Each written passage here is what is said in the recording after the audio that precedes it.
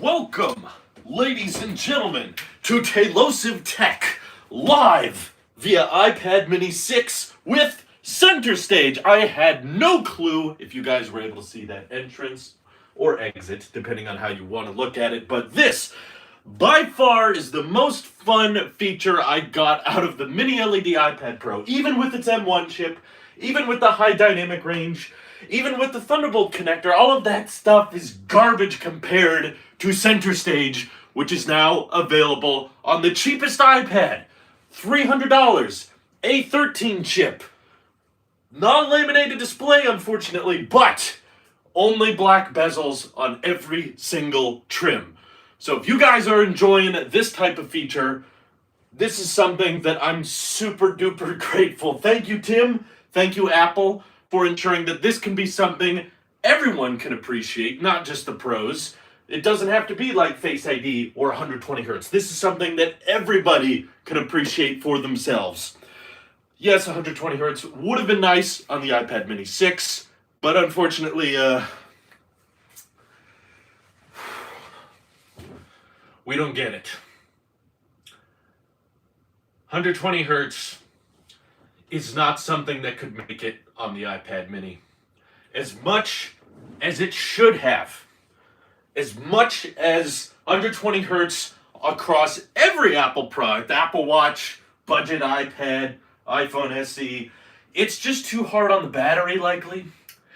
And it's not possible to get the price down under 100, under 99 with a 120 hertz display. It just takes too much. Any jelly roll on the iPad Mini unit, asks R1. Yeah, I did notice it actually, as soon as I read the article about it, but it turns out this was also an issue on the iPad Air 4 and just no one cared or noticed. It's one of those things, it's like, if you pay attention to it, you'll see it, but if you don't, whatever. I should shoot all my videos like this, says Sammy. You need a new camera operator, very sensitive and not smooth. Really? Looks pretty dang smooth to me. I'm looking at the preview now. I could not imagine a person that's able to move a tripod this smoothly. You can see all my garbage over here. But I'm actually, the only issue I'm having with this type of setup is, of course, the chat is much smaller on the display, so I have it up on my iMac Pro as well. I wish my iMac could do this. Honestly, like the 24-inch iMac is far, far thicker than any of the iPads Apple currently sells. Why couldn't they bring CenterStage onto a desktop? This would be so much cooler.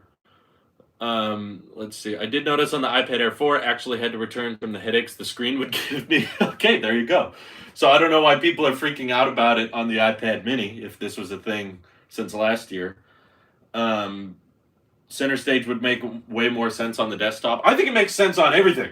I would have loved it if it was on the iPhone, but I guess that makes less sense because people who are FaceTiming via iPads or FaceTiming via desktops have a bigger display to look at, so it's more likely for them to step back and, you know, go to different parts of the room and point things out. And just having a way for the camera to follow you as you're pointing out different things is just so much fun. It feels so natural. Kaken says, I feel like they shouldn't have reduced the notch this year. They should have kept it for the year they removed the charging port. Thoughts? I don't think we know when that's going to be. Honestly, I think after all of the backlash Apple is probably going to receive off of ProRes shooting on the iPhone. This is something I'm actually struggling with before ProRes. Just getting cinematic mode videos off of the iPhone is ending up being quite problematic. And last year before that, sorry for the lag, this is still technically on Starlink, so if it does get choppy, it should correct itself. Just give it a second.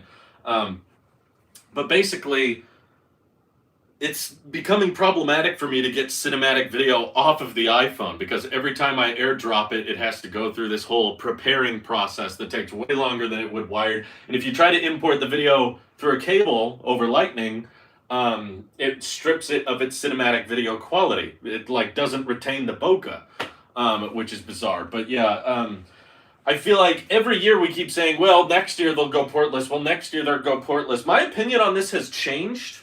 I used to be all in favor of a portless iPhone to the point now that, okay, Apple hasn't done it. Like, we were talking about portless iPhones way back in 2017, and I would have used that logic. That's why they're not moving to USB-C. That's why they're still keeping Lightning, is because in the short term, Apple's going to be switching to Type-C. But that was now 4 years ago. Or Apple's soon switching to portless, not Type-C. But that was 4 years ago, and there's still really no end in sight of Apple taking the port off of the phone. Yeah, we've had wireless charging for a while now. We still have MagSafe now. But there's really no evidence that Apple is in the market, or at least mildly interested in switching all iPhones over to portless anytime soon. And that makes me think, hold on. Come on, Starlink, you can do it. There is no Wi-Fi 6 on that iPad. Well, Wi-Fi 6 isn't the problem. I don't have gigabit fiber where I live. If gigabit fiber was available, trust me, I'd get it. Let's see. I hope next year they change it up. ProRes is going to be so hard to transfer using Lightning. Yes, I absolutely agree. That on-screen keyboard on the iPad mini is about full screen. Well, it's not full screen. I mean, it's really good for typing with your thumbs. I think that's why it makes sense for the iPad mini to not have a smart connector, because it gets to just go all in on the virtual keyboard. If you had gigabit fiber, you wouldn't be in the market for Starlink. That's why I use Starlink, is because gigabit fiber is not available where I am. Let's see. Price you gotta pay. How to turn the small iPhone to the biggest one. Portless is mainly a software problem. Apple's software team really needs to keep up with iPadOS and better file system and wireless transfer. What are you talking about? iPadOS is still lacking a weather app. It's still lacking calculator. They only talked about iPadOS for 5 minutes. iOS got all these features. iOS got all this stage time, and they're like, I guess iPadOS did it too. iPadOS didn't even get ProRes until the iPhone did. So I don't know what you mean by iOS needs to catch up with... No, there's nothing they need from the iPad. The iPad's going to keep its port for a long, long time, considering there's still no wireless charging options on the iPad. Plus, they've switched it to USB-C, clearly because they see a long-term future in adopting Type-C on the iPads, at least. So I don't think iOS needs to get anything from iPadOS before it needs to go portless.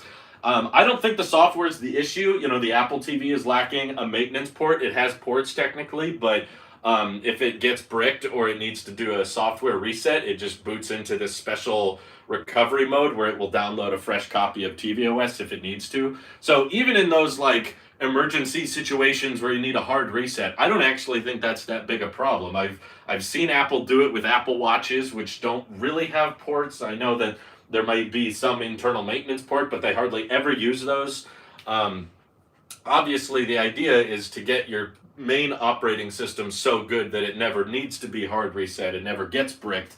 But point is, AirPods are portless, Apple Watches are portless, the Apple TV doesn't get wired resets when it crashes. So I don't think the issue is like software related to going portless. I think it's more feature related. Apple knows that if they made a portless iPhone, that would turn a lot of people away because they either like the port for its simplicity in charging and using pre-existing accessories, pre-existing CarPlay adapters and lightning cables and that kind of thing.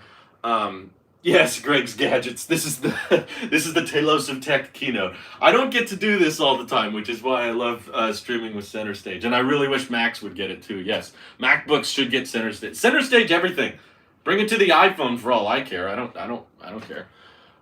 It does feel like a keynote. Is iPad mini big enough for students, or is an 11-inch better because I'm thinking of getting one for school?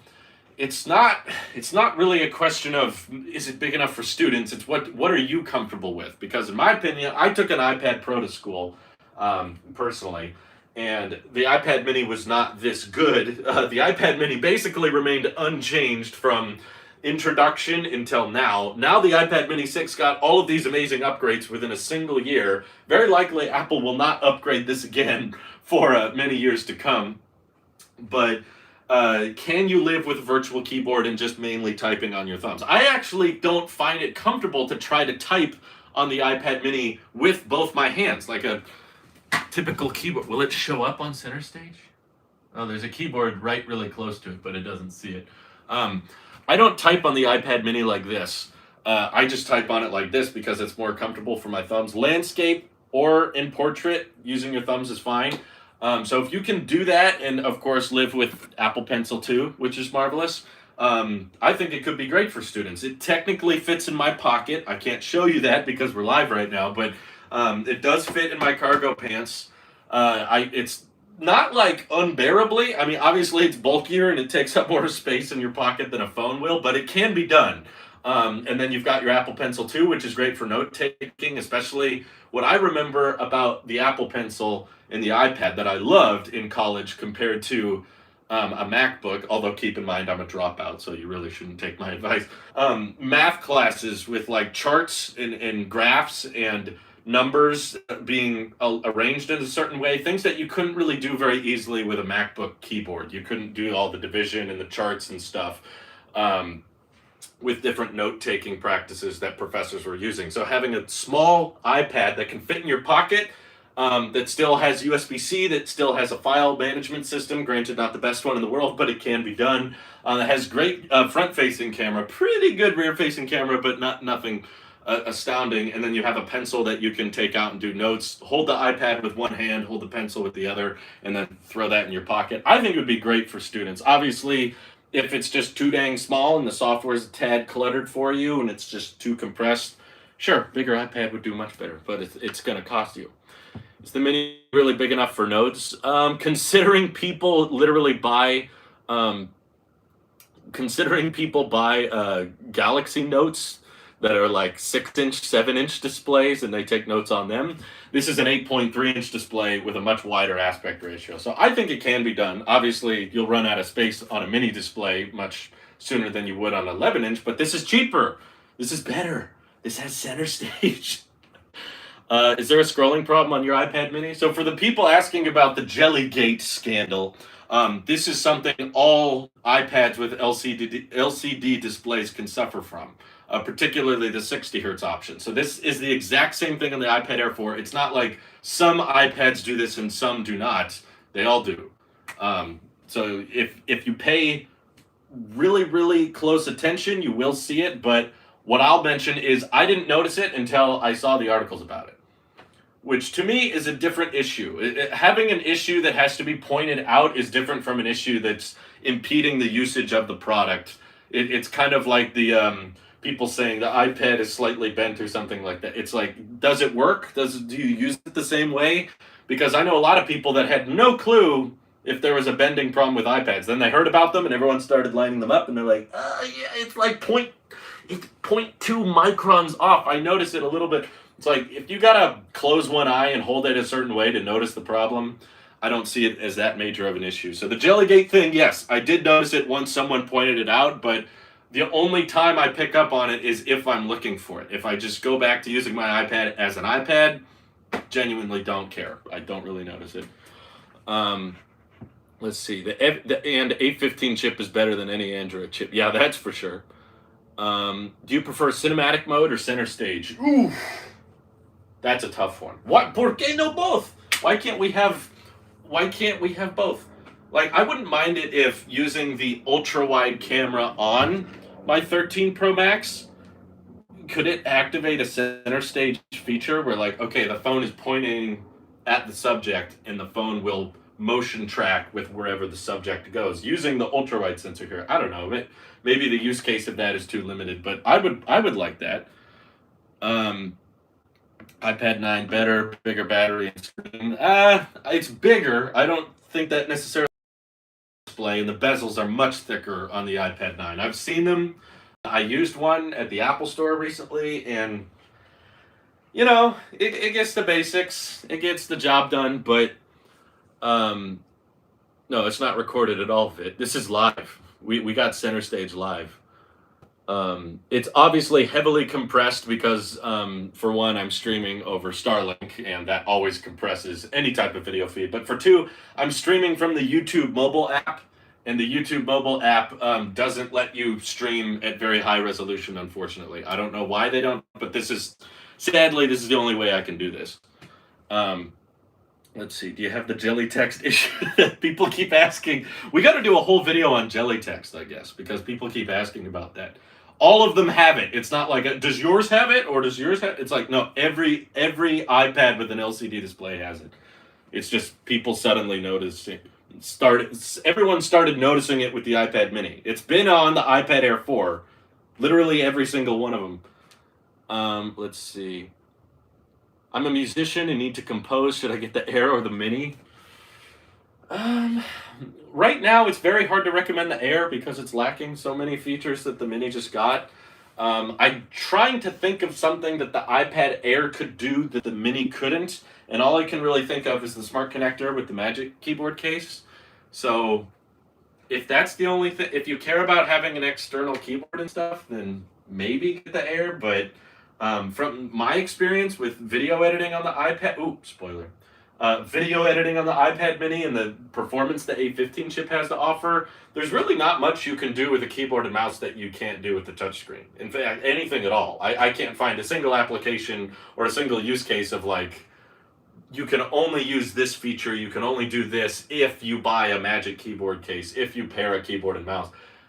Pretty much whatever you need to do with the audio recording apps or the video editing apps on your iPad, you can do it with the Mini, you can do it with the Air. It's just a difference of, do you want it to fit in your pocket? Do you want a screen size that's larger, or do you want one that's more compact and more comfortable? Personally, I think this is far more fun.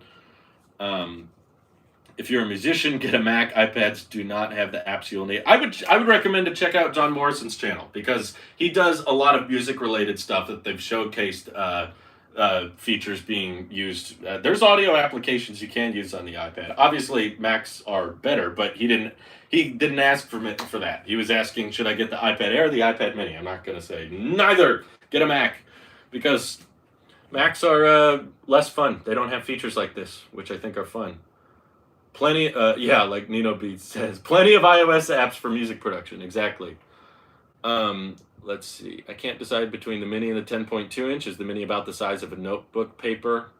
Like a smaller notebook, yeah. I mean, it's obviously not the size of a full-size 9x11 piece of paper, but it's a decent size. It's the biggest display on the iPad Mini we've ever had.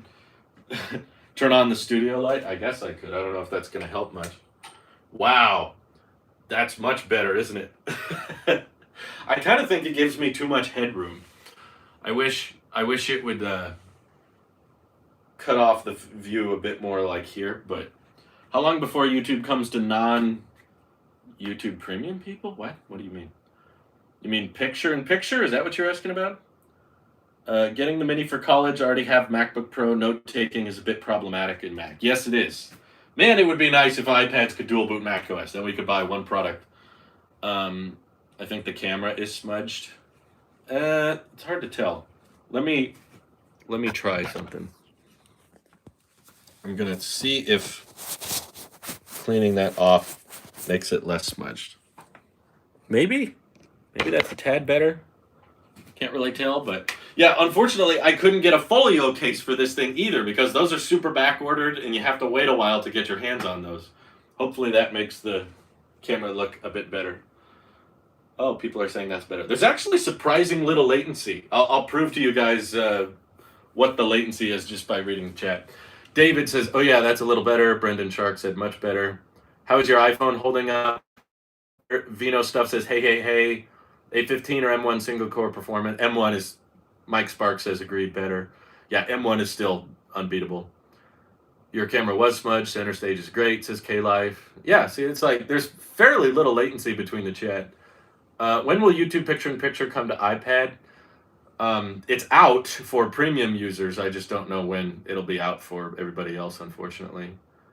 You should have CenterStage track a picture of you. But yeah, my 13 Pro Max is holding up great. I used it a lot over the weekend. Let me see if it tracks. I don't know if my display is big enough here. Ooh, this is a terrible picture of me.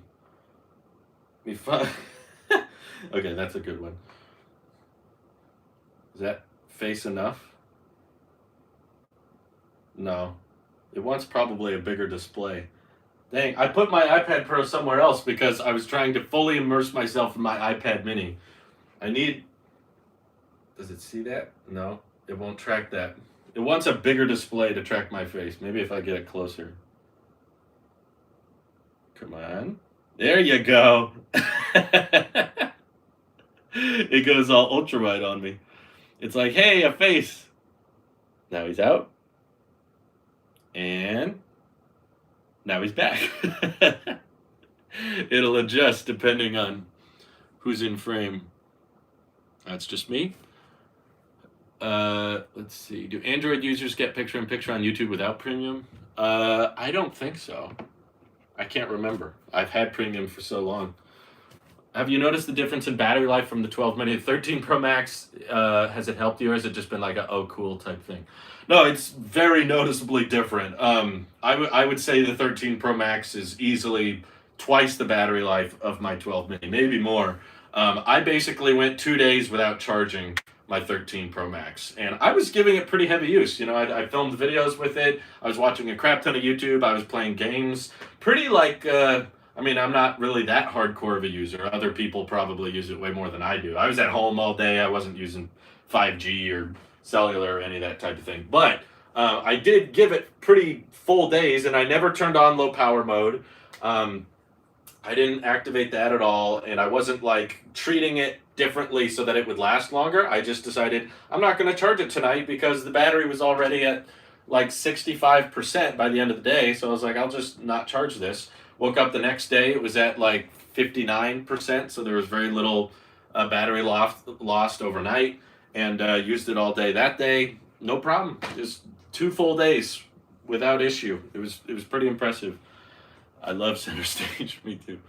Watch is looking very silver. I know. The members know what this is. You should use your 12 mini as a MagSafe charger for the MagSafe battery pack, not that you got the 13 Pro. Dude, with this battery, the MagSafe pack is pointless. Like, I don't know what I would have to do to get the... Like, I just turned on the flashlight. There's our problem with the buttons not having 3D touch anymore. But the battery is so good on this, I don't know why I would need a MagSafe pack. Maybe if I held on to it for 2 to 3 years and the battery was way more degraded. But in its current state, I have not even come close to killing this thing in a day. Like I just said, I didn't even kill it in 2 days. 2 days of usage and the phone was at 10%. And that's without low power mode. So if I turned on low power mode, I'd probably last even longer. Does there any difference between CenterStage on 9th gen and iPad mini 6? Nope, same camera, same CenterStage. I also want to see a MacBook Pro 16-inch versus 13 Pro Max battery test. The issue with MacBook batteries is they change very, very heavily depending on what you're doing. Because there's so much more Macs can do. You know, if you're browsing the web on your MacBook, it's going to last way, way longer than if you're editing a video. Especially if you're exporting a lot of videos on your MacBook. That's going to chew through your battery way faster. Let's see. You should use... iPhone Pro said, hey, which gen of the iPhone's rear-facing camera is the iPad mini equivalent to? I'm using the iPad 6, but when I need to take document photos, I need to switch to my iPhone 12. Let's see. It's a 12 megapixel wide, so I guess it's pretty close to a 10R, but it doesn't have portrait mode. So I don't know why they do that. There's clearly some camera features that they could probably give the iPad if they just turned them on, but that would require the iPad OS team to do some kind of work, and they don't want to do work. That's why there's no weather, no calculator, and no Final Cut. But people are saying 10S? 10S had 2 cameras. Come on. It's probably close to the 10R minus portrait mode. People are saying 10. Why? You're just ignoring the other lenses? I would say it's about the same as a 10R, just without the portrait mode. Let's see. How do I become a member? First link in the description. Do you plan to keep the Mini 6? Also, when are we going to see your 13 Pro Max drop/water test? Ahab, when did you think I ever did drop or water tests? I've literally never done that. I've done a whole video on this channel about why drop tests are stupid. Like, to summarize that video for you, don't drop your phones. Like, I don't care if it cracked at 6 feet or 3 feet. Just don't drop them. You spend a lot of money on those things. They're made of glass. They're made of metal. I don't care about your ceramic shields. I don't care about how good your cases are. There's no circumstance in which I would say it's, oh, okay, I watched this one video and it didn't crack at 3 feet, which means it's okay for me to drop my phone at 3 feet. It's like, just don't drop them. I'm sure at a certain height they will break. Some probably break at lower heights than others, but just, who cares? Don't drop it. Same with the water test. It's like, okay, it's water resistant. Apple says it's good for 6 meters to 30 minutes. Now, of course, I've seen some of the water tests that say it goes longer, but still, you probably shouldn't be assuming it's going to last longer than that. So I never do those, and I never have, and I don't plan on ever doing them. Just don't drop them. I don't care how durable they are. Other channels, if you're interested in that type of thing, you're just mildly curious, how hard do you have to drop it?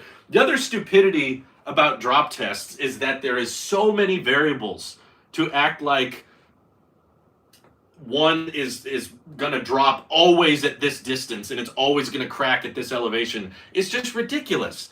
I only say that because I've had friends myself that have literally dropped the phone from a severe distance. They were walking along some stairs and it fell out of their pocket and their phone dropped 15 feet onto cement. And everyone was like, it was fine. It dropped 15 feet onto cement and it just got a little scuff on the chassis and there was no cracks in the glass. And then I've also had other friends that have literally had their phone slip out of their pocket, fall in between the couch cushions, and fall literally less than a foot from between couch cushions onto a hardwood onto the hardwood floor, and that cracked the glass. So the damage that is done to the phone is totally dependent on how exactly it hits, how it bounces. And there's so many ways it can crack. With low drops and with high drops, it'll survive. So just doing a couple of these types of tests is so inaccurate to what is actually going to happen. I know accidental drops can happen, but I'm just saying they should be avoided if at all possible. I don't care if it cracked it here or here. Just try not to. And if you drop and it's fine, then great. But if I don't know what useful data people are pulling from the drop tests. Oh, okay, it cracked there. So I'm okay to drop it under this height. It's no, just don't drop it. I don't know why people are saying drops happen. I know no one's dropping their phone intentionally, but the accidental drops can't be predicted. Sometimes the phone will be okay, sometimes it won't. So what's the point in the video? What's accidental drops are totally different from intentional drops. Your phone will crack differently depending on if you drop them this way or what has already been damaged. So I'm just explaining to you guys why I don't do drop tests. I know that they're done in the real world accidentally, but either way, just try to avoid them. Shouldn't matter what the performance was in the drop test video. Flat concrete versus craggy sidewalk are very different too. Yeah, there's just so many variables. It's impossible to account for all of them, which is why drop test videos are kind of pointless to me. It's about as interesting to me as rolling dice and seeing what the results are. Would you trade your iPhone 13 and iPad mini for a foldable iPhone that expands into an iPad? That's a tough one. The issue is there's a lot of things I love about my iPhone, and there's a lot of things I love about my iPad, but I'm not sure if the compromises that would have to take place to merge those into a single product would be worth it. At this point, after experimenting with the iPad mini 6 and getting it to fit in my pocket, I would almost rather Apple bring a lot of iPhone features to an iPad mini, make an iPad Pro mini or whatever. I would rather them do that than make a foldable at this point, because I know a foldable is going to have compromised durability, compromised water resistance, compromised dust resistance, and probably cost far more than just bringing the Pro features to the iPad. I know that everyone's like, it fits in your pocket, but now with cargo shorts, I've basically been able to prove that I can fit an 8.3-inch iPad in my pocket. At this point, this is a bigger display than the Galaxy Fold, and it still fits. Sure, okay, it's probably not as comfortable as a small iPhone in my pocket, but it still technically fits. And if you're like, but that wouldn't work for girls' shorts, then guess what? The Z Fold 3 isn't going to fit in girls' shorts either. They're way too short in the pocket area. Upload videos with HDR support too. John Morrison upload all videos in HDR. Well, he hasn't uploaded in a while. it takes way more storage on the computer, and so many people can't tell the difference. I'm not a big fan of HDR, to be honest with you. I wish I could record in cinematic mode without Dolby Vision, because it keeps trying to bring out too much light from the background and darkens my face. I've been very unimpressed with the HDR support I've seen. It feels like the only people who notice HDR is when YouTube has to specifically put high dynamic range in the quality settings.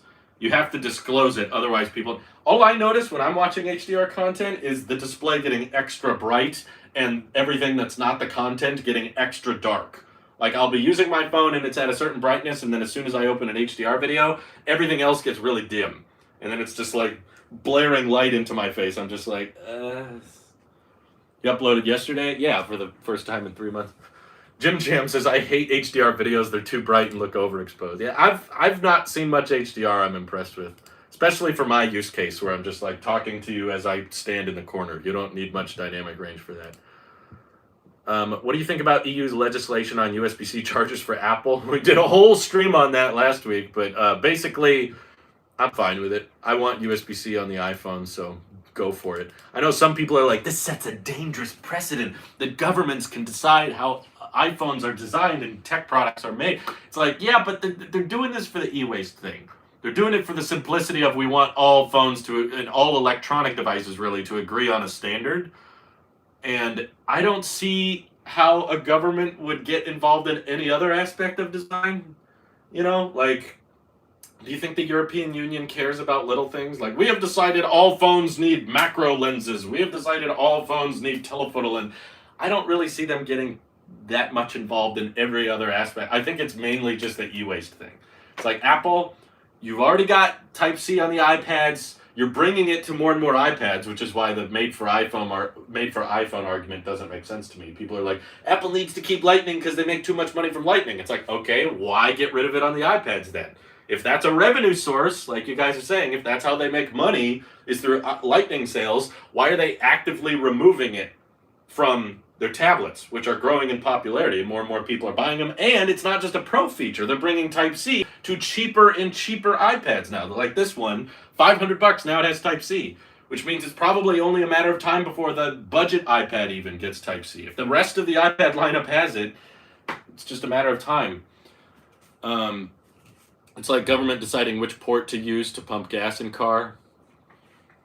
What? Which pump? I mean, kind of. I mean, the EU thankfully agreed on a standard for electric vehicles so that all EVs in Europe charge at the same standard, which I agree. That's a good thing.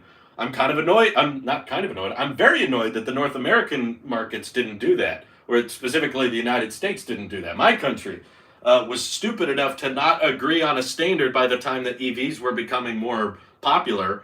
They didn't agree on one, so Tesla had to come up with their own, and then they agreed on one later, and now everybody's got this whole Lightning USB-C issue all over again. Do you think iPad 10 Gen will get a full screen design? I don't know. That's a tough one. I honestly thought this would have been the year to get a laminated display, because all the other iPads look so much better and so more futuristic and modern with the squared off edge design and no home button and the more equal bezel all the way around thing. I figured now it makes sense, because before, when we had the iPad Air 3, it's not this box, but it looks fairly similar to this box. You know, the bezels are thin, it had a laminated display. You didn't want to bring this type of design to the budget iPad because it would look way too similar and there would be not enough differences. The trick with the budget iPad is making it better, but not too good. If you make it too good, it starts eating away into the sales of the other iPads. So that's, I guess, my big concern. If Apple decided to make a budget iPad, you know, the 10th gen iPad, and it was basically the same design as the iPad Air 4, then who would buy the iPad Air 4? Like, what would they be paying extra for? Like, what are we waiting for next year? I guess we're waiting for maybe an OLED display. So, okay, better dynamic range, great. Maybe 5G cellular. Like, I don't know. I'm trying to think of exactly what could happen to the budget iPad that would make it look better, but not so good it would eat into the sales of the iPad Air. I'm not sure what they can do, which is why I'm believing that Apple's probably going to keep that dated budget iPad look for a long time.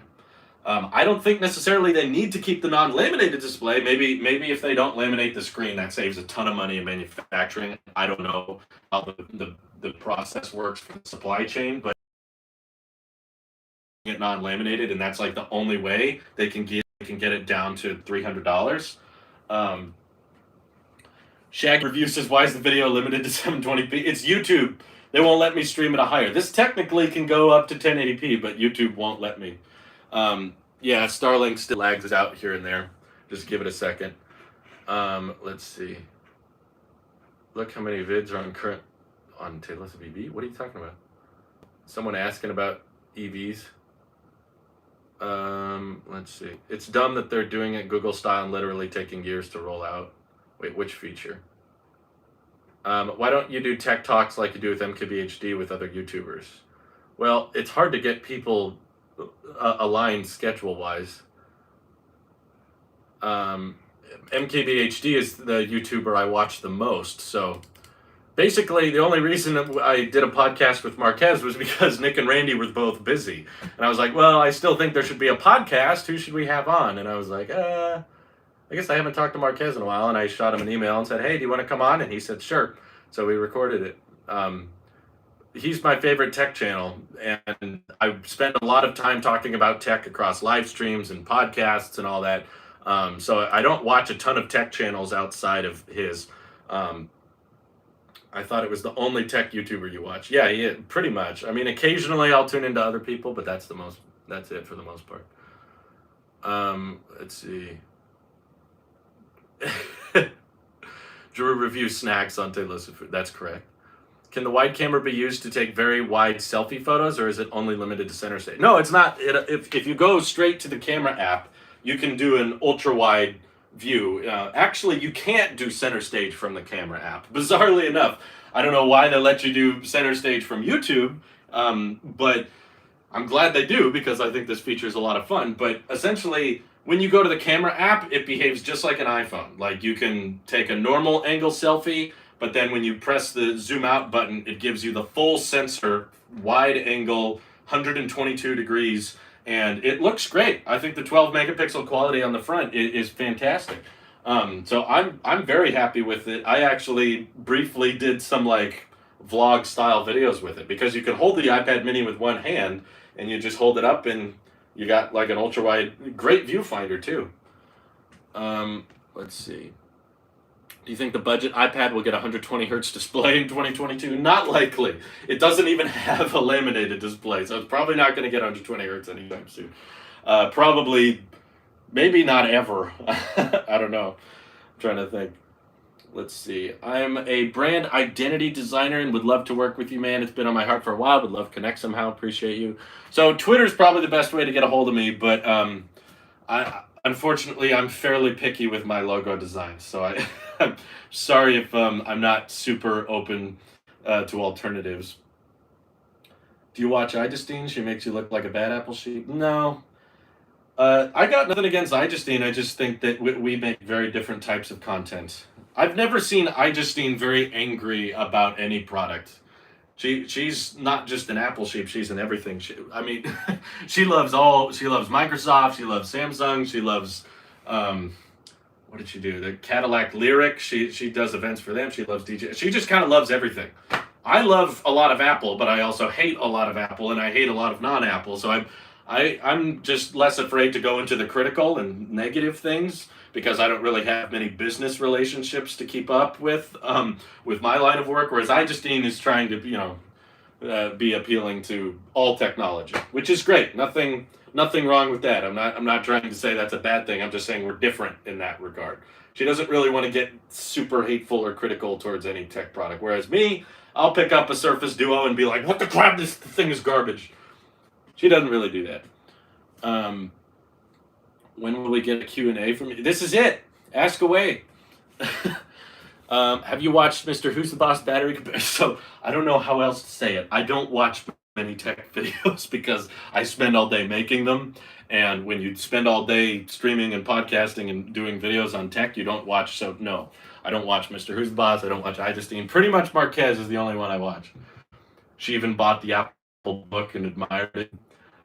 I didn't go that far.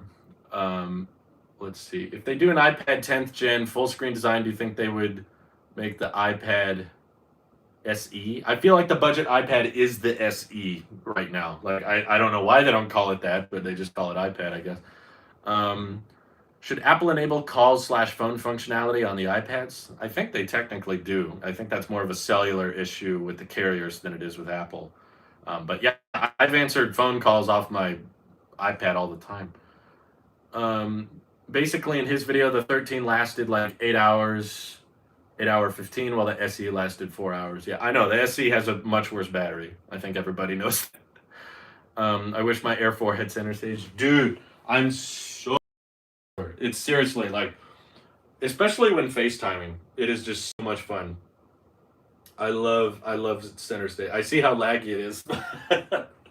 I'm sorry, Starlink's bumpy, but still, it's fun to play around with. Do you still wear a Product Red Series 6? Of course, it's right here. Can't you tell?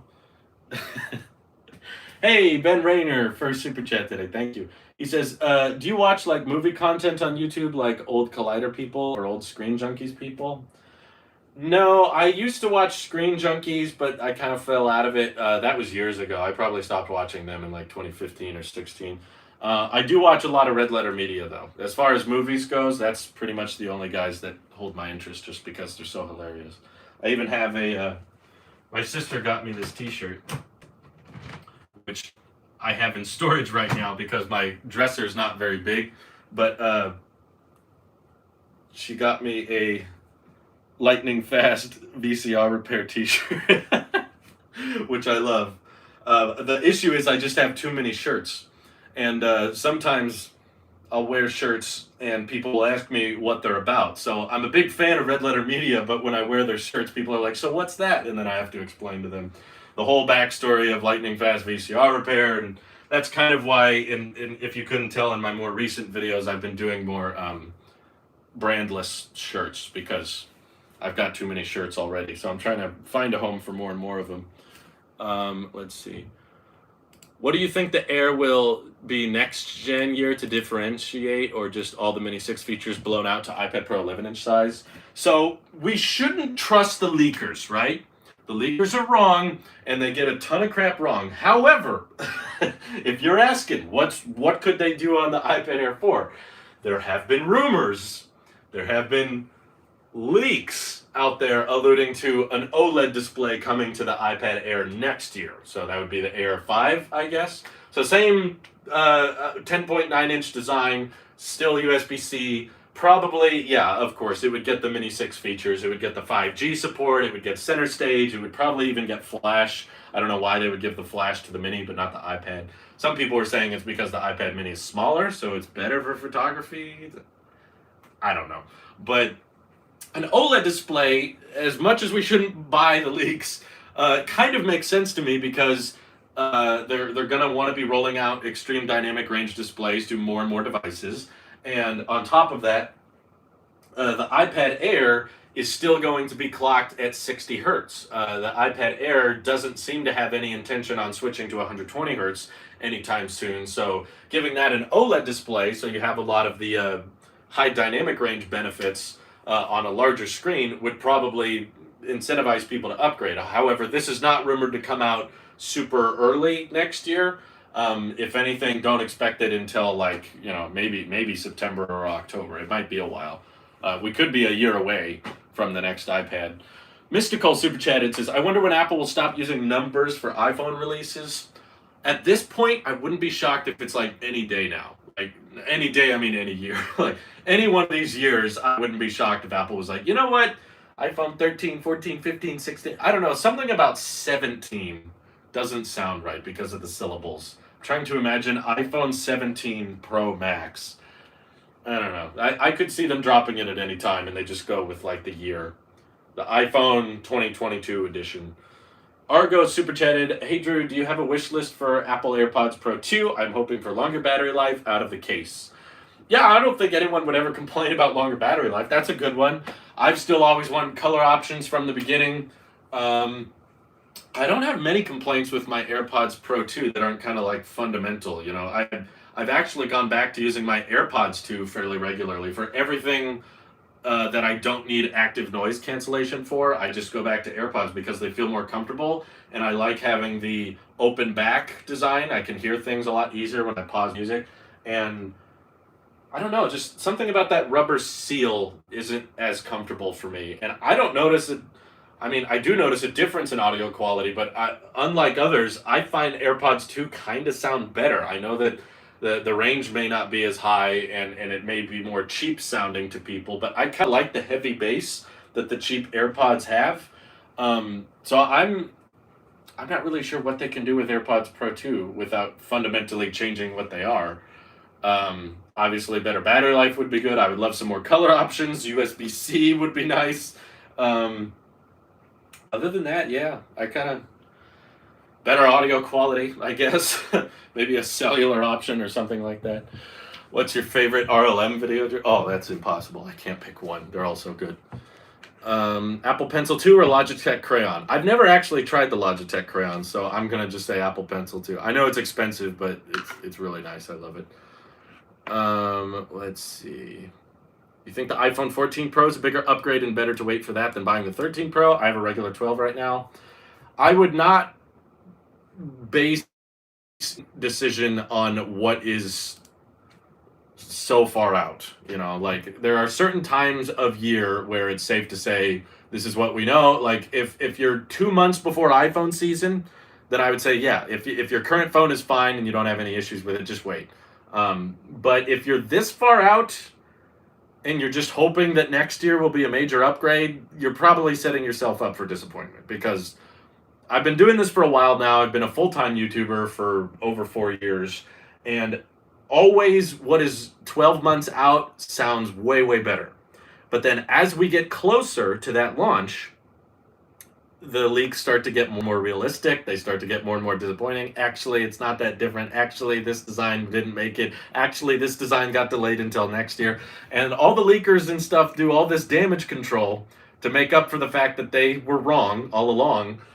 And it basically results in people just getting disappointed by the end of the cycle. So what I'm trying to say is, if you wait for next year's upgrade, sure, there will be improvements, no doubt. I'm not doubting that Apple will make a better iPhone than the iPhone 13 a year from now, but that will always be the case. When the iPhone 14 comes out, I'll be able to say, you know, if you wait for the iPhone 15, that one will probably be better. So that's an always ever-present factor when you're buying a phone. What truly matters is, are you close to a new one launching? We're not right now. It just launched. 13's out. And is your old phone in need of replacing? Like, is the battery health so degraded that you need an upgrade, or is there a new feature that's been introduced for sure that has been unveiled and we know how it works, like cinematic mode or ProRes or that type of, like, the macro mode, all of these things that are confirmed, not rumored to launch, because as we've learned a lot this year at the last September event, leakers still get a crap ton of stuff wrong. So I think that the further out a leak is, the less likely it is to end up happening. So if you're hearing a lot of exciting things about the iPhone 14 right now, it's probably because a lot of it's not going to make it. Let's see. Go with the Pro Max. It's not that big. You get used to it. And all these people have different opinions on the size. It's so dependent on your hands.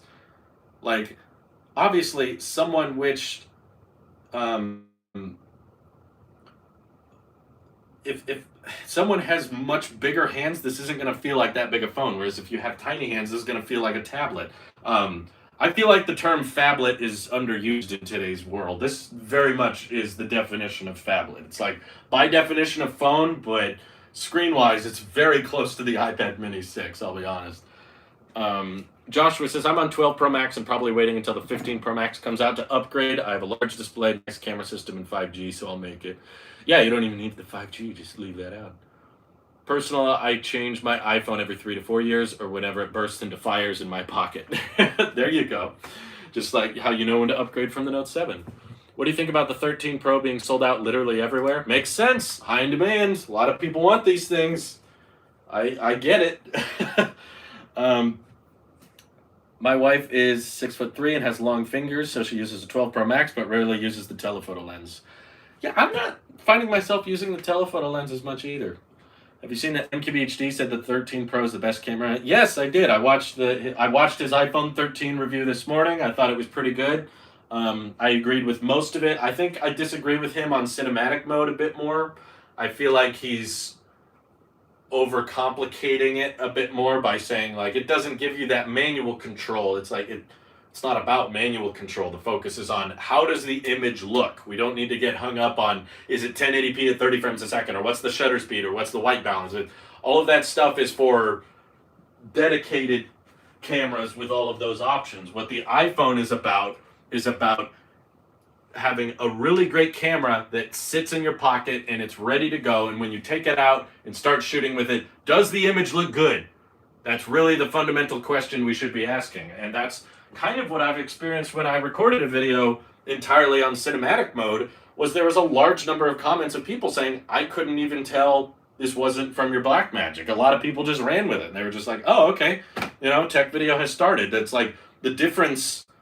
I tweeted it out earlier today. There's a side-by-side photo of an image from my Blackmagic camera and image from cinematic mode. Some people thought cinematic mode looked a little nicer. I mean, the edge detection is noticeable, and there were a lot of people saying, I can tell it's different, but it still looks very good.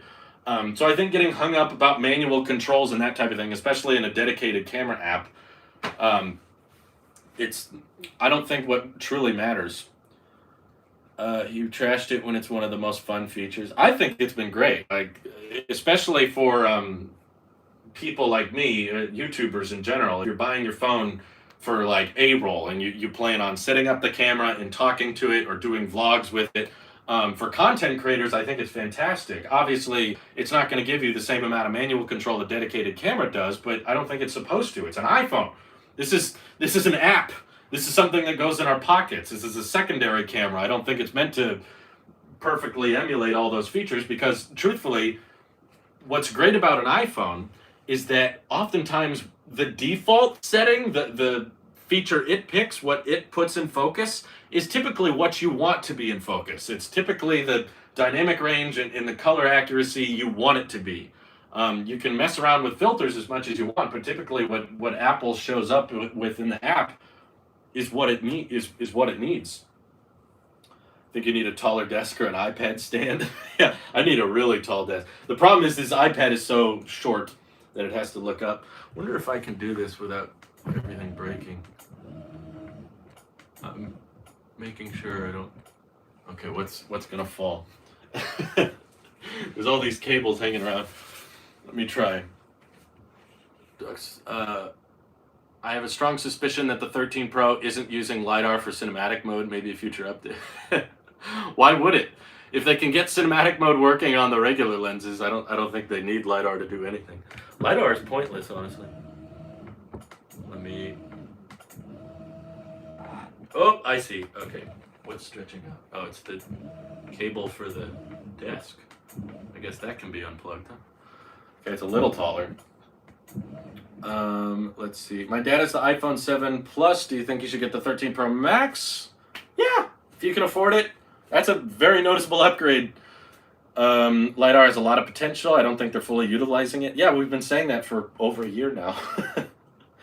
Kyle Pine is like, what camera are you using? Bruh. Have you read the title? Series 7 purchase and keep, even if you can't get a good price selling your Series 6? Yeah, I don't think so. I think I'm pretty confident in saying I will only buy the Series 7 if I'm able to sell my Series 6 for a good price. But we don't know. That's unconfirmed. Even your desk is a piece of tech, technically. A wheel is a technology by all technicality. LiDAR is not as pointless compared to the touch bar in the MacBook Pro.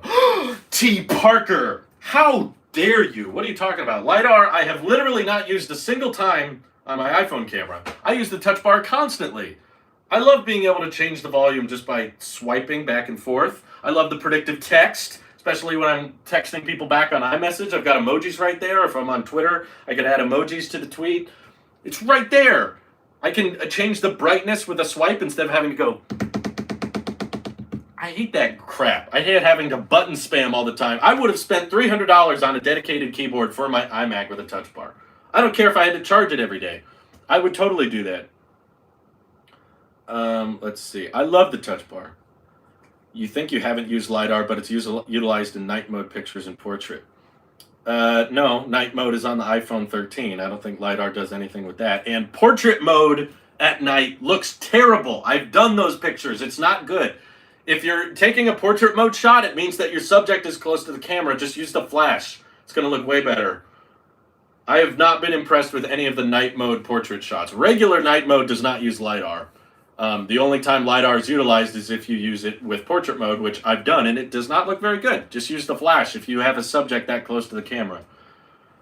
Do you think iPhone 14 will get CenterStage? It probably won't. I have a feeling they could have added it to the iPhone and they chose not to, because this type of use case where you're FaceTiming someone and you have the display propped up and then you're walking around, this is more common with iPads and Macs. You know, if you're on a computer or a desktop and you're talking to someone, it has a fairly large display, so you can walk away from the display and still see your subject. You can't really do that with a phone. A phone, if I tried to do this, I would not be able to see the subject at all. It would be kind of nifty for the other person to be able to track with me as I walked around, but I have a feeling they totally, like, they brought CenterStage to the cheapest iPad, which is $300. You don't think they could have added it to the $1,100 iPhone? Like, they could have. They just don't really see the point. In fact, the front-facing camera on the iPhone is pretty wide anyway. It's probably technically possible via software for them to adjust. It's not as wide angle as the iPad. I think this one's like 110 degrees and the iPad's like 122 degrees or something like that. So yeah, I think that it's a feature that really only makes sense with display. Honestly, I'm reading the chat off of my iMac Pro because it's very hard to read the chat on the iPad mini display, which is very small for me when I'm this far away. So this is probably as small as a device that will ever get CenterStage. Quigley Pooh, thank you for the super chat. If Touch Bar is a $300 plus add-on for the new MacBooks, I'll buy it, and I'm going to waste money just to make sure everyone in chat knows it. Beautiful. I'll waste that money too. Argo says it's really time to upgrade the early 98 Xmas lights behind you to 2021 LED Rappel lights. Well, are you going to pay for it, or do you want me to pay for it? I've got some updates planned for the background. For those who don't know, I do all of my aesthetic updates January 1st of every year. But I'm basically not looking to blow a bunch of money because I've discovered every time I change the background, there's a ton of people that don't like it and there's a ton of people that do, and I just get everyone annoyed. So after years and years of changing backgrounds and changing setups and changing lighting and changing cameras, I quickly realized there's no pleasing anyone. Because I, like, literally, probably the biggest example of that was I was living in my parents' house when I first started doing YouTube full time, and I was in the attic with green walls that I did not choose the color of. My sister did, but she had moved out, and it was painted green. It was really uncomfortable in there, and I just kind of set up a camera and started talking to it, put some old Apple products behind me, and I put all of this work in time into packing everything up. I found an office space for a really good price. I, paid for the first and last months and the security deposit up front. I spent all this money. I painted the backgrounds. I got everything set up. I finally moved all the camera and microphone equipment, all the lighting, got everything moved in there, got it all refurnished so that it would look way better. And I recorded and posted my first video, and people were like, I like the old one. Old one's better. Go back to the attic. I prefer the attic setup. I was like, okay. So after that, I was like, I'm not gonna try as hard, because the more I try, the more time and money I waste on something that's just gonna ultimately disappoint people. Because there's a lot of you that just hate the same thing over and over, and there's a lot of you that just hate any type of change. Yes, this was the office with the blue wall. So after painting various walls and getting a bunch of comments of people saying, yeah, I don't like this, I don't care for it anymore, I was like, okay, I'm not painting anymore. And I'm not going to spend much time. I already spent more time on this background than I wanted to. My wife was actually pretty like, we gotta try the string lights. I just wanted to try it without any lights and just the boxes, but she wanted to try the lights, and then we finally got them hung up. It took a long time to get those pins up there. It something that looks really simple usually takes way longer than you'd think. Um, but once I got it all set up and I looked at the camera, I was like, actually, that looks really, really nice. So I wanted to keep them up. But we'll do something next year. Are you going to keep the iPad Mini? That's a tough one because I'm struggling to find a good use for it, and I'll address that in the review. But right now, I'm leaning towards nah. What microphone are you using? Olivia, this is the iPad Mini 6. I can't do an external microphone on this thing. This is it. The iPad Mini camera and the iPad Mini microphone. You can connect a mic to an iPad, but it gives you no audio settings. So I've done this in the past, and it gets really, really loud and peaked. I've tried to plug in this microphone to the iPad, but there's no audio settings for me to adjust. You should use a TV for a background. Yeah, that sounds easy. Drew, why don't you just buy a $500 display and mount it to the wall and find the brackets and everything and make... That sounds simple. Do you think it's redundant to have both an iPhone Pro Max? Yes, I do. I think they're very close. They do very different things, but the display is fairly similar in size. It's just iOS versus iPadOS treats things very, very differently. I remember watching you when you were like a freshman, and now you look so much older. When I was a freshman, I'm not even sure if I was doing tech videos. Let's see. Buy a New York skyline for your background. People will appreciate it. I know. Why haven't I thought of this already? Try AirPods as a mic. Ooh, no, you don't want to. We know what that sounds like. Freshman in college? I technically never was a freshman in college. I don't know. It depends on your definition.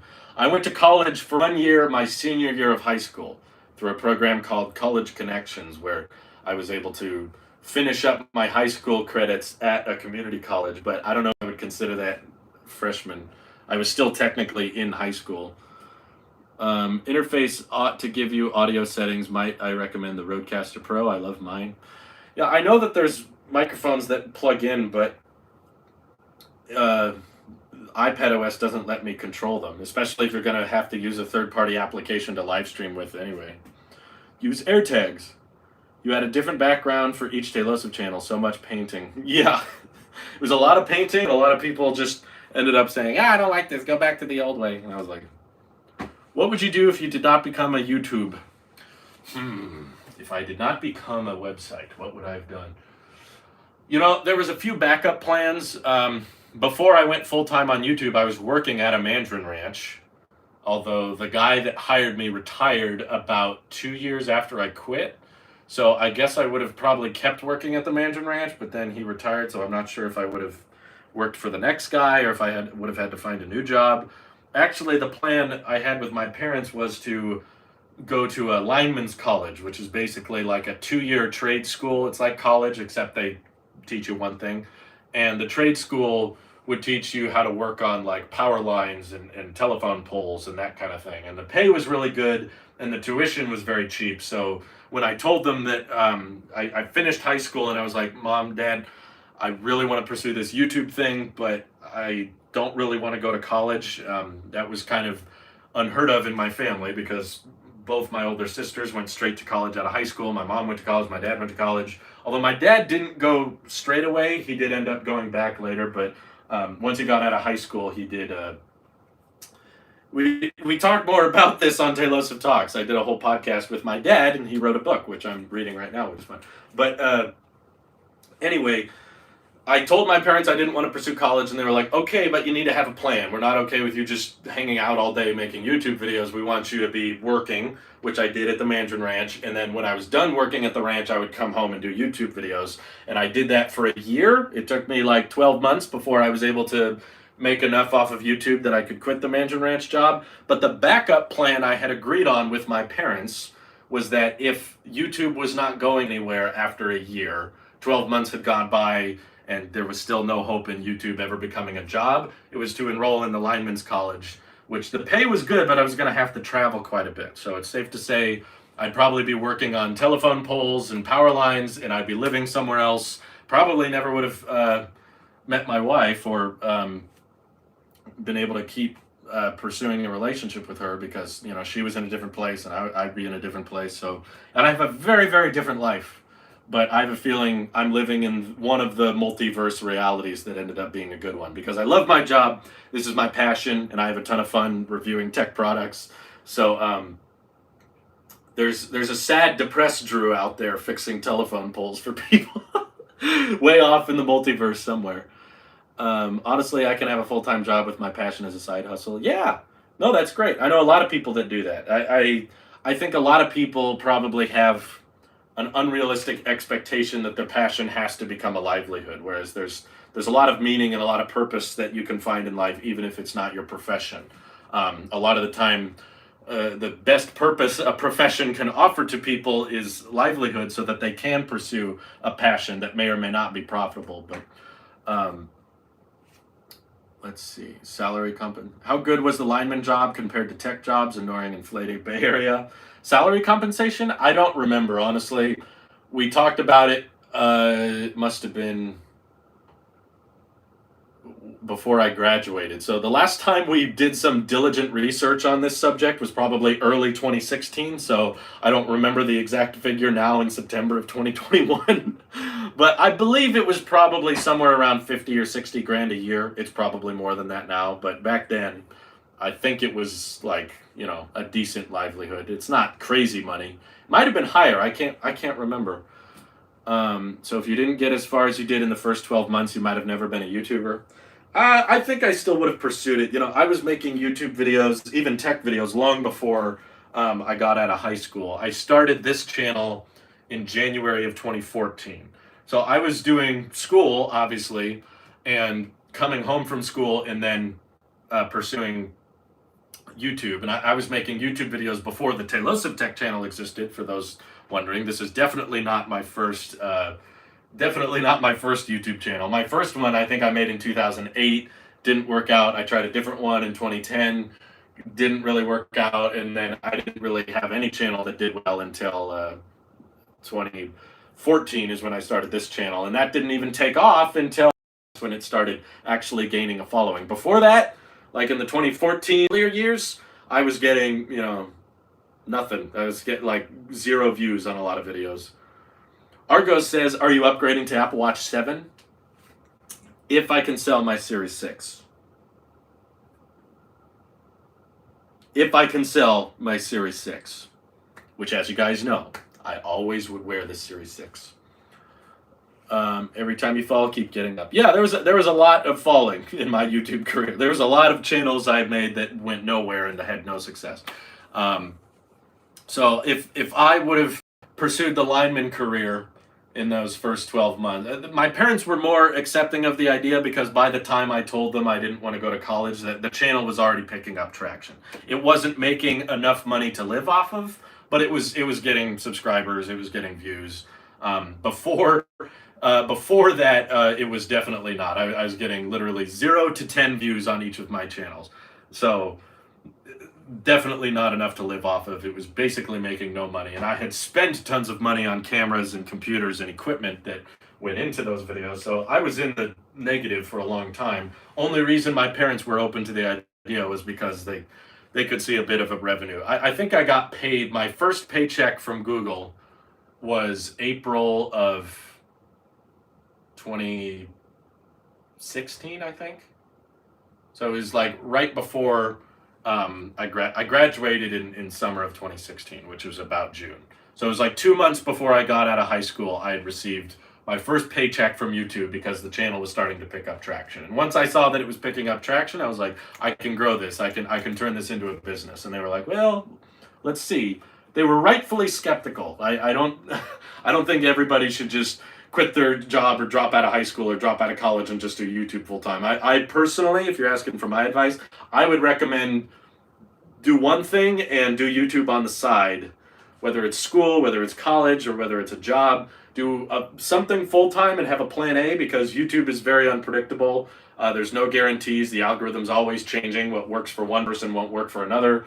So I think it's always good to have a backup, basically, in the event that your YouTube profession does not turn into a full-paying job. Where did you get your channel music from before you met Randy? No, I did not know Randy all along. Before Randy, I think I got them from third-party websites that offered royalty-free music. I think there was one called Incomputech. I can't remember if that was the name, but basically I just found royalty-free music that anybody was allowed to use. Future plans for the rest of Tailosive channels pretty much is only tech content right now. I make what people want to watch. I'm often working on other things behind the scenes. Mike and I are working on movie reviews.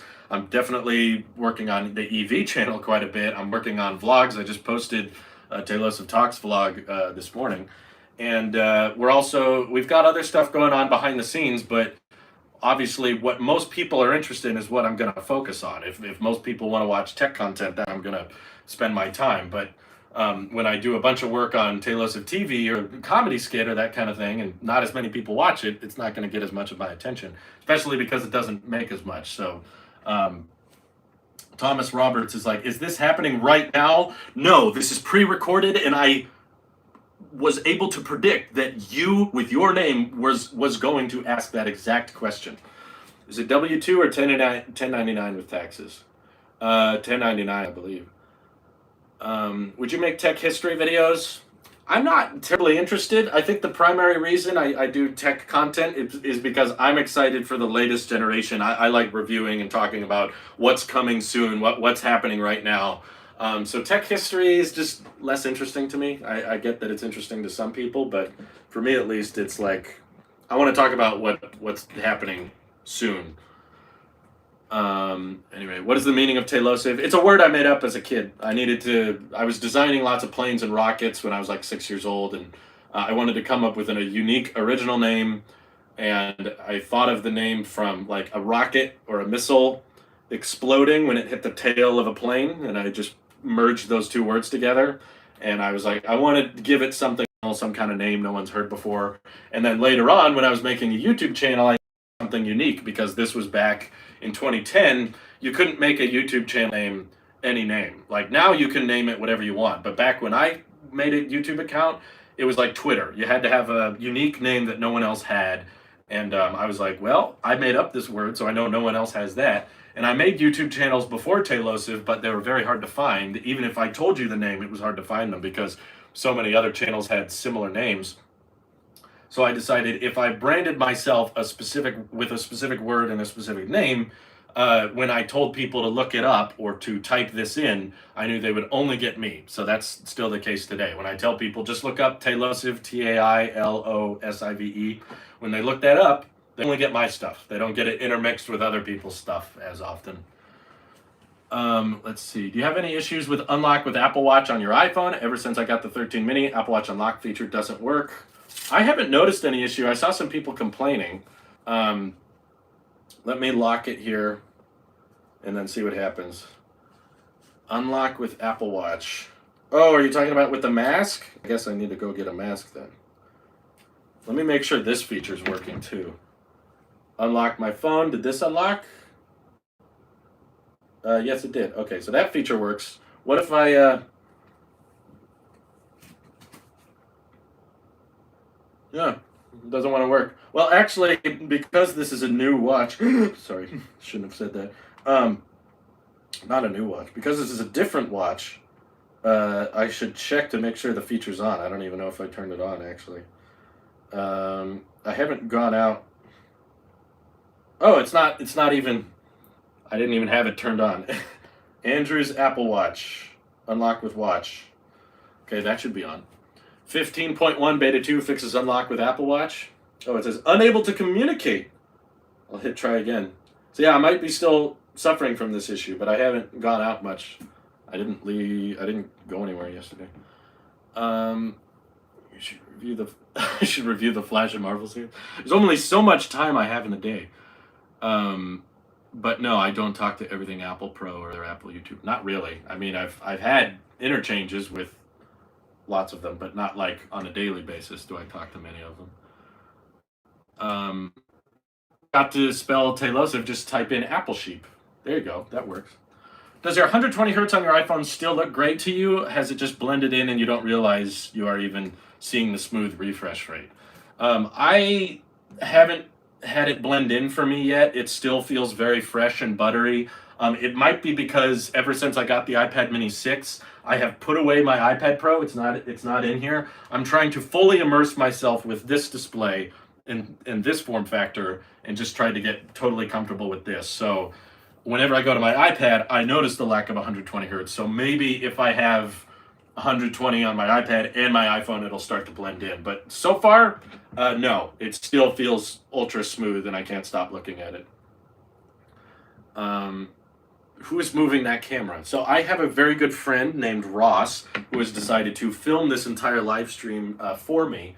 And it's very annoying because he's had to hold this camera for 70 minutes now, almost 75 minutes. He's had to just sit there and hold it. My goodness. This time next year, we'll be seeing why I bought the Series 8 watch and 14 Pro Max and see the squared off design in ProRes at 4K at 60. I'm not so convinced about the Series 8. You know, Apple rarely does any type of redesign with the Apple Watch. And we just got one with the Series 7 with the larger display. And every time Apple does something with the display and the Apple Watch, especially, you know, any type of size increase or millimeter, you know, now it's 41 millimeter and 45, they typically upgrade it and then leave it that way for several years. I was just thinking about how the Apple Watch Sport, the first one, all the way to Series 3, basically the same screen. There's slight minor chassis changes, but for the most part, same display. And they gave it a brighter display and all that, but they're doing that with the Series 4, 5, and 6. Now the 7, we have 1, 2, 3, 4, 5, 6. So I think if things go according to how they've normally gone with the Apple Watch, it makes most sense for me that we're going to have this current Series 7 design for another 3 generations, through 8 and 9. Except there won't be a Series 9 because 7 ate it, unfortunately. But I do think if you guys are still under the belief that Apple wants to do a squared off watch and the plan was to do a squared off watch all along, go back and watch the event. Because I did, and if you watch the Series 7 unveil, they are bragging about things that literally could not be done with the squared off watch. Like, when they show off the Series 7, they were like, it's even softer and more curved than before, and the display rolls over the edges so that you can see more of the content from different angles, and it creates this great effect. And I was like, you couldn't talk about this stuff with the squared off watch. Like, this wouldn't work on the rumored Series 8, which is why, you know, I did a whole video about this, because I kept saying to myself, no, the Series 7 wasn't what I expected, but it was way better. We couldn't get the watch face going over the edge. We couldn't see the display from all these different angles. I wasn't expecting the display to allow for all this more content to be shown and a 20% larger display. Yeah, like Yi Hirasawa said, they embraced it. They're like bringing it on. They're flexing about the fact that it's curved, and they're bragging about how the display is warped like that. Like, I don't see how they could do all of that if they scrapped it the following year. It kind of doesn't really make sense with Apple's lineup. And, you know, in the years prior, every Apple Watch upgrade is usually internal changes, and then every 3 years or so we get a physical design change. Now we finally got a physical design change with the 7, so I don't see them suddenly going back on all that a year later. But even if they did, I don't think I would like it, is what I'm trying to say. Series 8, if it was the exact same as all the renders, the display wouldn't look as cool. It would look kind of boring. It would just be like, oh, now it's flat. Now you can't really see the display from as many angles. I guess it matches with the iPhone and iPad better, but they've never really matched before. iPad always had this flat front, rounded back design, and the iPhone had this rounded design.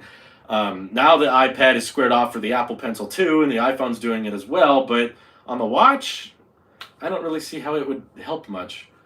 The squared off design might be annoying if that's on your arm all the time. I don't think it would be uncomfortable personally, but maybe it was. I think it's very possible Apple demoed both. They made the actual Series 7, and then they made the squared off Series 7, and they let a few people try them on, and they let a few people look at them, and in focus groups or in testing or whatever, they decided a lot of customers were saying, you know, this I prefer the full screen, rounded one. A lot of people think that might look better, and based on the polls and the responses I've seen, a lot of people think that looks better. A lot of people enjoyed it.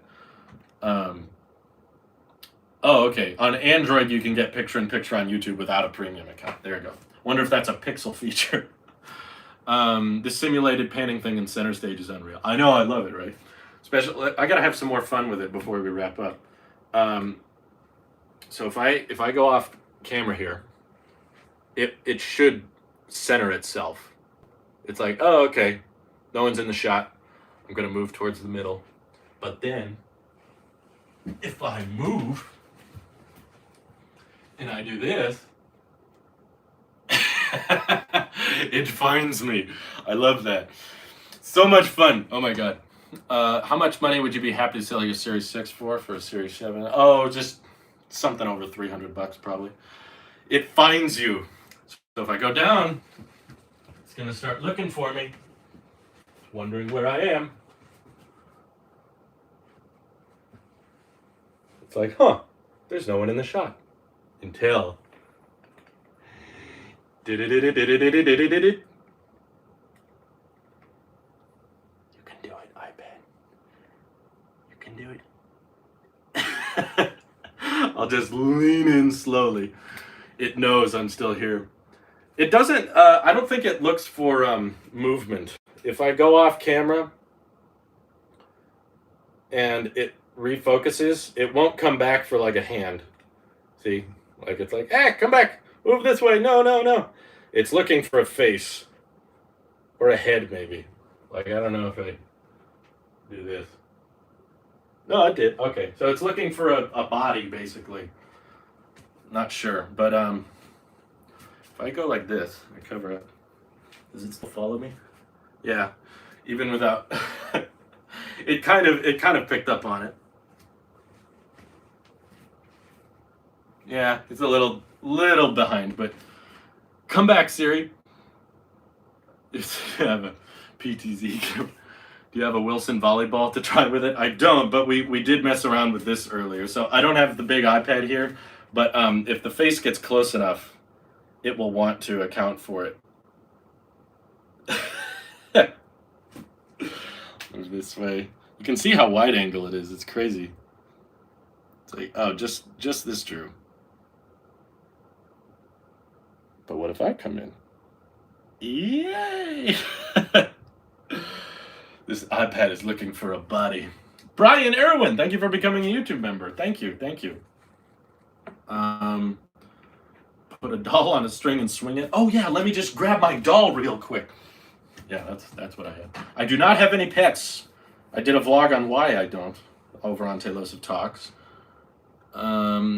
Let's see. I told my mom about CenterStage, and she immediately says she doesn't like it because it's creepy to her. You can turn it off. If it freaks her out, just let her know it's an optional thing. It's not required.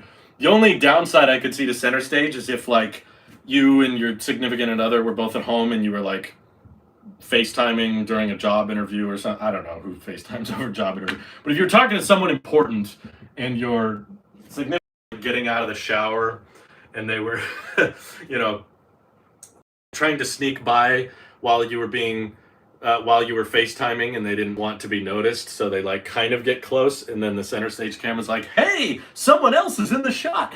Whoa! And it like zooms out and includes the other person. That would potentially be bad, I guess. Brian caved. He's a supporter now. Thank you, Brian. For those who don't know, YouTube supporters get updates on upcoming videos. They know the story behind this since yesterday, and that kind of, they know what today's video is about already. TechMed, thank you for the super sticker. Appreciate that. Drew is talking from experience. Yes, I go through all kinds of job interviews all the time because I'm wanting to quit my dream job. That would be perfectly fine. Does it detect animal faces or only human? I don't know. That's a good question. I don't have an animal detector. Can I just get a picture of a dog? I think I have a picture of a dog. Somewhere in here. I have a duck. Where was it? Okay. Here's my... I think this dog's name is Rosie. It's a friend of ours. If I get it close. No. Doesn't want it. Sorry, Rosie has no clue how many people are looking at her right now. I just took this picture because she's trying to jump up on me. And I'm like blasting her all over YouTube. But if I use a face, that works. Yeah. Ooh, Chonk Drew. It's ultra wide. Doesn't want that dog at least. Is it supposed to look like green screen? I don't think so. I don't know why anything would intentionally try to look like green screen, but oh, Mike just texted me a picture of a chicken. Wants to see if CenterStage works with chickens. Actually, it's a picture of I was gonna say it's a picture of a chick, but missed that joke opportunity. Chicken! Next year I'm upgrading to the Series 8. What changes do you think will happen? My personal bet, I don't think there will be any design changes. I think it'll look just like the Series 7 because they tried the squared off edge design and they decided it didn't look as good as the display spilling over the edges. But there will be new health sensors. What's rumored is blood pressure checking, and I think body temperature checking even as well. It can check your body temp and check your blood pressure.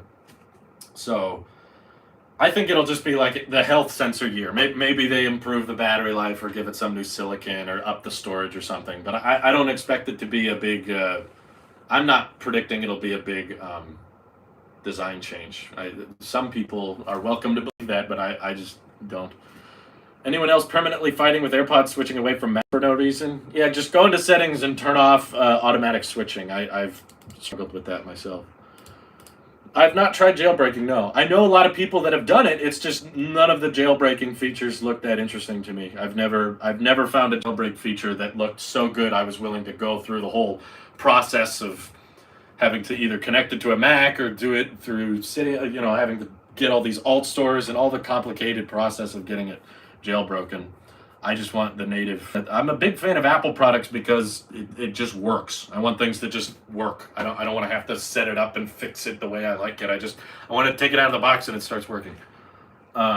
Especially with iOS 15. Yeah, they've made it way harder to jailbreak now. When do I think the Series 7 will be released? I'm predicting end of October. I could be wrong. I have no sources. I've not read anything. I've not seen any leaker or anybody talk about when the Series 7 will deliver, but I'm going to predict last week of October. I don't know why. That just sounds right to me. It sounds like Apple saying, like, we need to get this out within a reasonable amount of time. Let's get it out end of October. So like, you want to beat the Black Friday rush, and you want to get it out before Christmas, obviously. It might take longer. Yes, you can switch CenterStage off in case you don't want to use it. Let me actually see if it'll let me do it while I'm live. The stream is going to freeze here for just a second, so hold tight. CenterStage off. Oh, okay. So I just turned it off. It's not using the full wide angle. This is just the standard camera. It can go out further. It's just not letting me, unfortunately. I wish it could. Like, if I went to the camera app right now and I could screen share, it would show a much wider field of view. But this is definitely not as wide as it gets.